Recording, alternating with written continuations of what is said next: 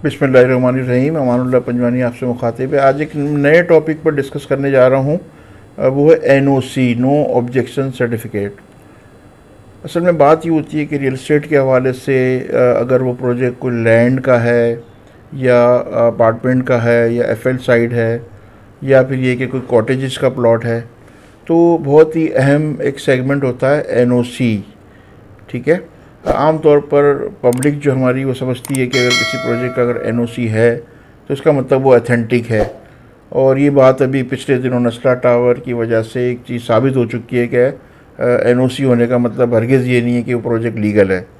ये बड़ी अहम बात आपसे करने जा रहा हूँ। बेसिकली क्या होता है, कोई भी प्रोजेक्ट जब बनता है, चाहे वो लैंड का प्रोजेक्ट हो या कोई हाई राइज़ हो, तो बहुत ही अहम बात ये होती है कि वो जो प्लॉट है, अगर वो कोई हाई राइज़ बिल्डिंग है तो प्लॉट का स्टेटस क्या है, प्लॉट जो है उसकी लीगलिटी क्या है। बाज़ औक़ात देखें ऐसा होता है कि बहुत से कराची में ऐसे रोड्स हैं जिनको गवर्नमेंट ने जो फ्रंट के जो मकानात थे रेजिडेंशियल, उन रोड्स को कमर्शियल में कन्वर्ट कर दिया है। तो आया देखना ये होता है कि आया इसका प्रॉपर कन्वर्जन है कि नहीं है।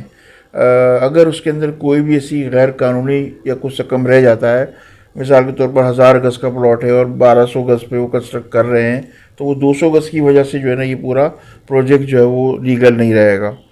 तो ये इसका जानना एक आम कंज्यूमर को बहुत ज़रूरी है।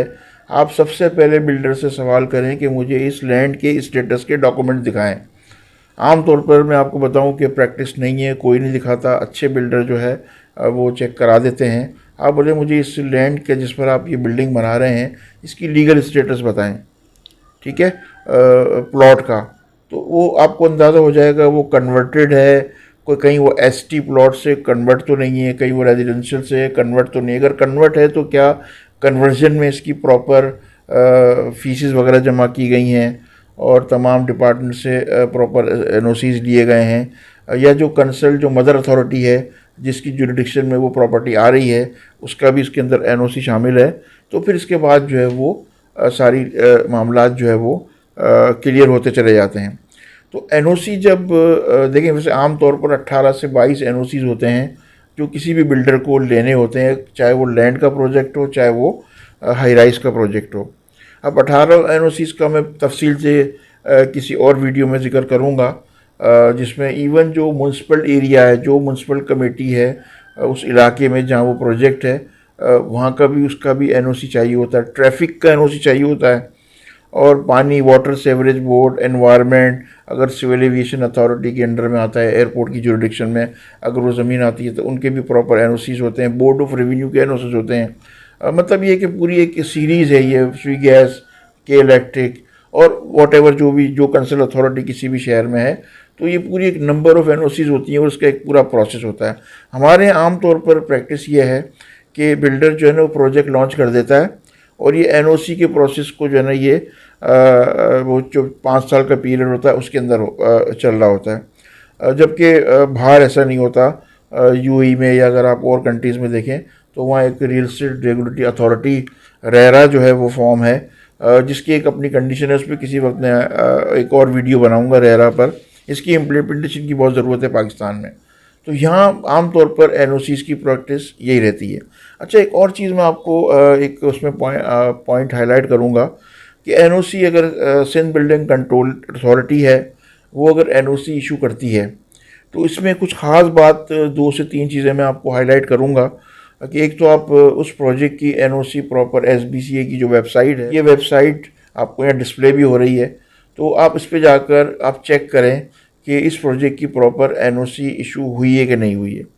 अच्छा, ये एक बात और भी, अगर वो उस वेबसाइट पर अपलोड नहीं है तो आमतौर पर ये होता है कि इनकी वेबसाइट जो है वो अपडेट नहीं होती, तो आप जाकर जो है उसको प्रॉपर वेरीफाई करा सकते हैं। सिविक सेंटर पे में जो है 7th फ्लोर पर SBCA का ऑफिस है, वहाँ जाकर आप प्रोजेक्ट की NOC वेरीफाई करा सकते हैं।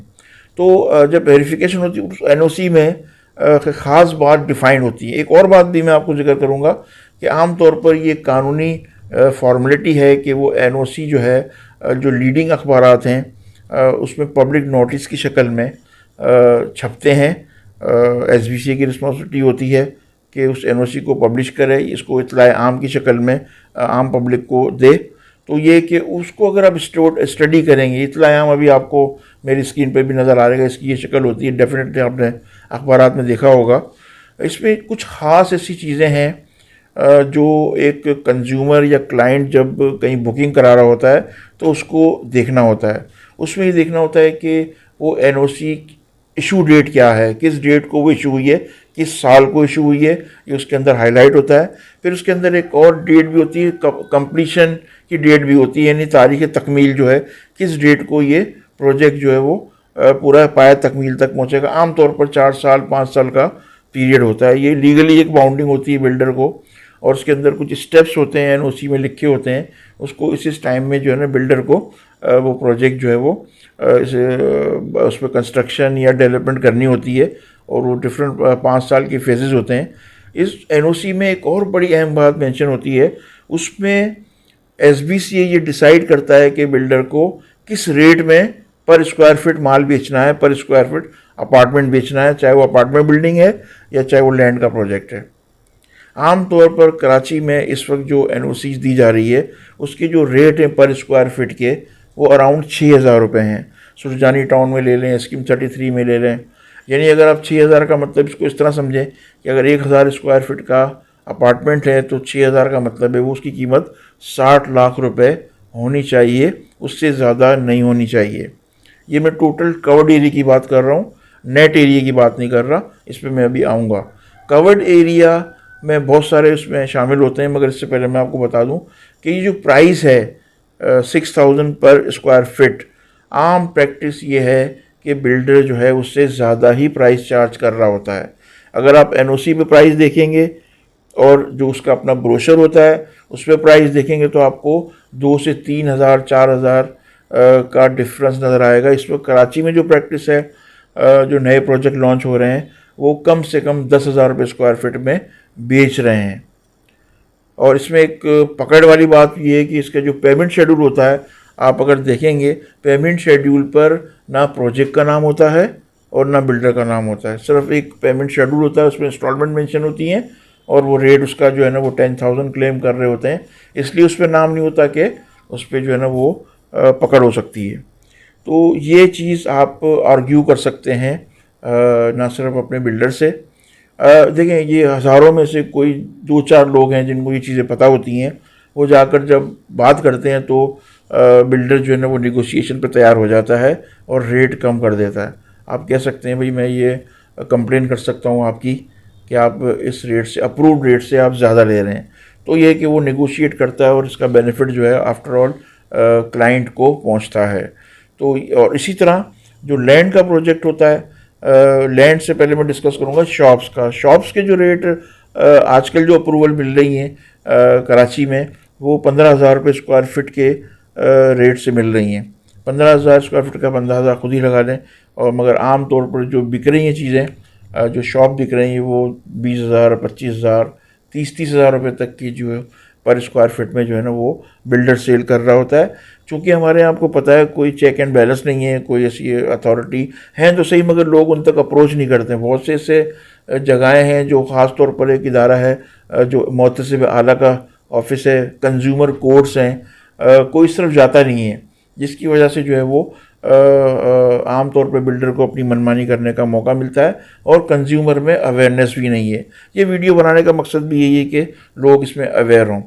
तो बात ये है कि ये ज़रूर देख लें कि आप जिस चीज़ में, जिस प्रोजेक्ट में बुकिंग करा रहे हैं उसके रेट क्या हैं और आपके जो है उसमें अप्रूव रेट क्या है। इसी तरह लैंड के प्रोजेक्ट में जो आजकल अप्रूवल हो रही हैं वो 12,500 से लेकर 15,000 रुपये स्क्वायर यार्ड की अप्रूवल हो रही हैं। ठीक है, अगर इससे कुछ ज़्यादा बिल्डर क्लेम करता है तो ये जो है ना वो एक कंज्यूमर के साथ जाती है। तो ये एक एनओसी का छोटा एक मैंने आपसे डिस्कस किया है, और फर्दर मैं इसमें डिटेल में आपसे इंशाल्लाह नेक्स्ट वीडियो में बात करूँगा। बहुत शुक्रिया।